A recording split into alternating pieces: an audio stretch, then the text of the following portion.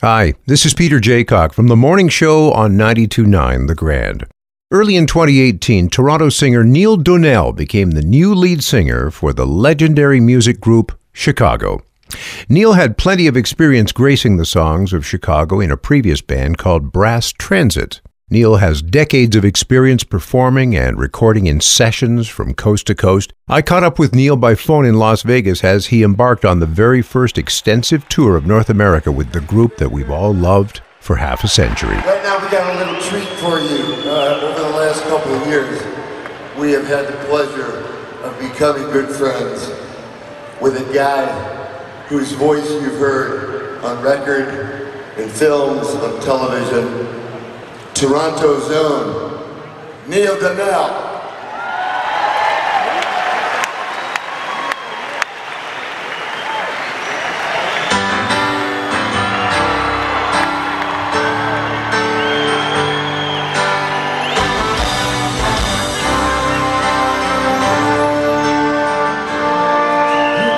Thank you so much for taking time to talk to us. My pleasure, Peter. Great to speak with you. And what a nice turn of events for you to be named the lead singer of Chicago. Does it feel funny when people introduce you as the lead singer of Chicago? Yeah, it's a bit odd. You know, I'm still getting used to things.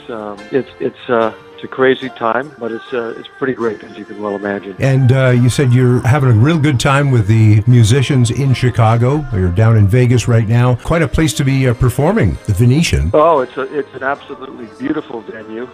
Just gorgeous acoustics and very lavish. And audiences are fantastic. You know, playing to full houses here, of course. And great stage, and just having the time of my life. These wonderful musicians and friends. Now, your previous band, the Brass Transit, that was more or less a Chicago tribute band, was it not? That's right. I work with a bunch of different groups like that up in Canada. I was with that particular group for about, years. I left them about 2 years ago, and they're still going and doing very well, I hear. Do you feel like that was kind of the rehearsal session for what you're doing now? Oddly enough, the first Chicago music I ever performed was when I was a teenager. The second band I was ever in when I was in high school was a horn band, and we used to do whatever songs had horns in them because we had a music program in our high school. We would do them. So we were doing Blood, Sweat, and Tears in Chicago, even a little Lighthouse, stuff like that. So my experience with Chicago music goes back to the very beginning when the band started in the early 70s.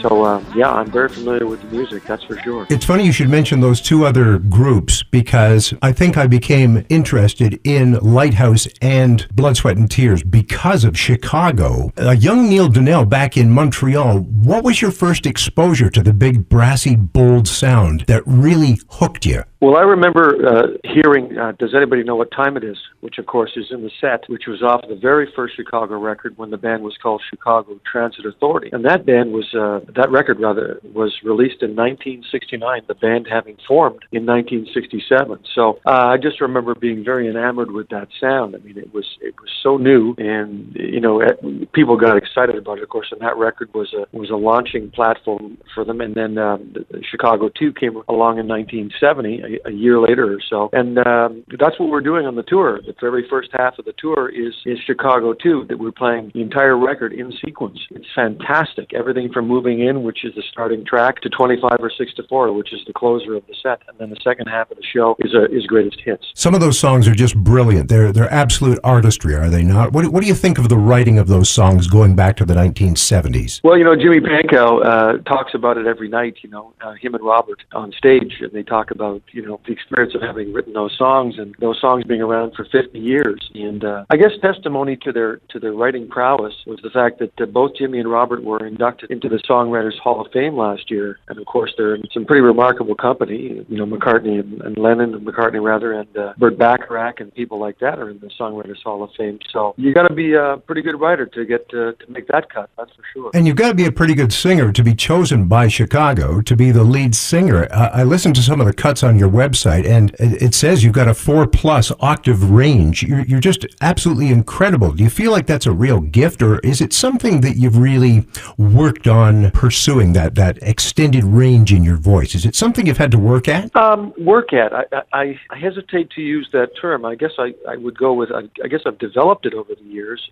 I have a particular technique that I use that it's not widely used in pop music. The only other person that I know of that uses it with frequency is Stevie Wonder, and that's why he's still able to hit those notes, you know, in his 60s. But yeah, you've got to be smart. You've got to take a holistic approach to doing this for a living, because your voice lives in your body. So pretty much everything you do revolves around those 2 hours you spend on stage, 2.5 hours. You know, what you eat, how much sleep you get, the kind of mood you're in. You know, and of course you can't get a cold. You've got to stay very healthy. You know, the touring schedule is pretty grueling. You know, so you've really got to stay on top of your game physically to pull it off every night. And hopefully they're not drying the air out too much in the theater either, right? I haven't noticed it, you know, and of course Las Vegas is at elevation as well. Some of the guys were talking about that the other night. But I'm a bit of a fitness guy. You know, I spend a lot of time staying in shape, and I'm generally not affected by those kind of conditions.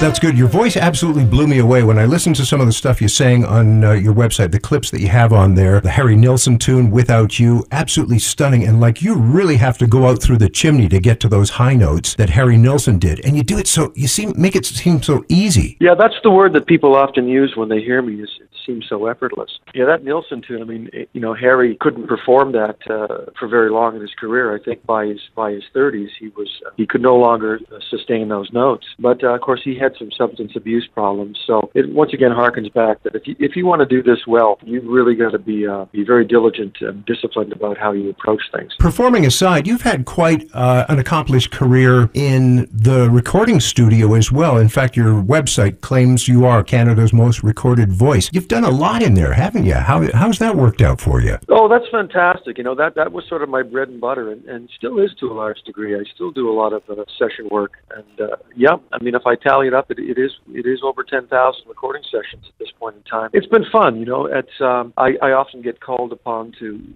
be other people, you know, assume the voices of other people.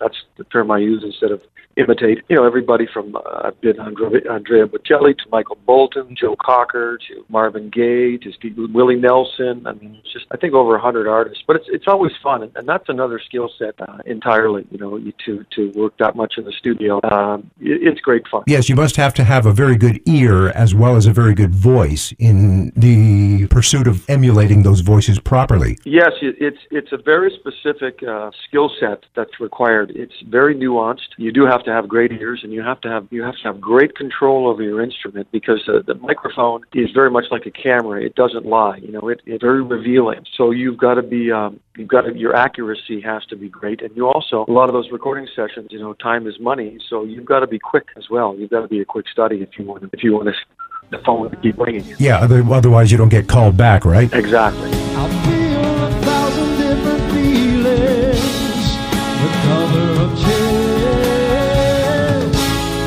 all over my body. Whoa, whoa, whoa, whoa. 25 or 6 to 1. 25 or 6 to 1. Your Fifth Dimension rendition of One Less Bell to Answer, absolutely gorgeous, and the James Taylor tribute that you put on your website, it's just phenomenal stuff. And it's quite an extensive tour you're doing. I looked at the dates. You're all over the place, for heaven's sakes. Oh yeah, it's crazy. In fact, while I'm here in Las Vegas, we also have a couple of run-out shows to California. We have one in Santa Barbara on a Sunday night, and one in I can't remember what the other place is now. You know, we grabbed charters in the morning and went out and do the shows and fly home here to Vegas, and then I'm home for a bit after that. I think a week, and then we're all over the Midwest and to the southern U.S. And I fully anticipate because of the nature of this tour and the music we're playing that there's already been a lot of talk about taking it to Europe and Pacific Rim. And there's a lot of interest. Wouldn't that be phenomenal? Absolutely astounding. Well, yeah, it's such an extensive tour that you won't be back to see us for a performance, I guess, until the 8th of August. Is that right? That's right. Yeah, that's the sole Canadian show that I've seen now. Again, but there's a rumor circulating. It's just a rumor that because there's now a Canuck in the band, that there's a possibility that the band may do a Canadian tour sometime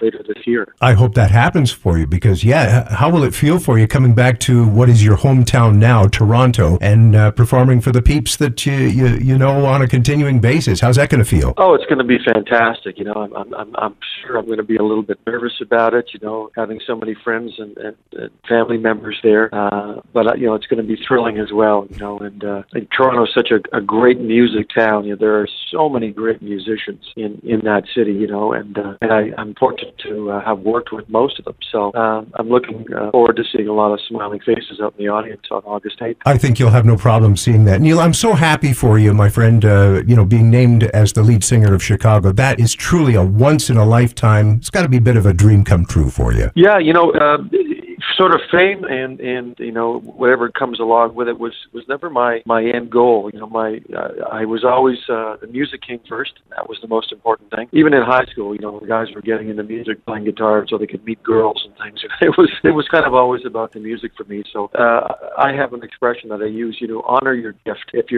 Everybody has gifts and skills that you just have to find out what they are, and then you have to work and develop them. And that was my goal, to get as good as I possibly could get at what I do. And sure enough, you know, somebody might notice, and somebody did. Sage advice. Neil, I want to thank you for taking the time to talk to us this morning, and we'll look forward to seeing you on the 8th of August in Toronto. I just hope the tour goes very smoothly for you, and that audiences in the States are as welcoming as they have been so far. Yeah, it's been fantastic. You know, I've had letters, communications from people all over the world, and for the most part, they've been very welcoming and very kind. I'm very grateful, and I'm grateful for your time this morning. Thanks for getting in touch with me. An absolute pleasure. Thank you so much. Okay, Peter. All Have right. a great day. We'll talk to you again, I'm sure. Okay, thanks.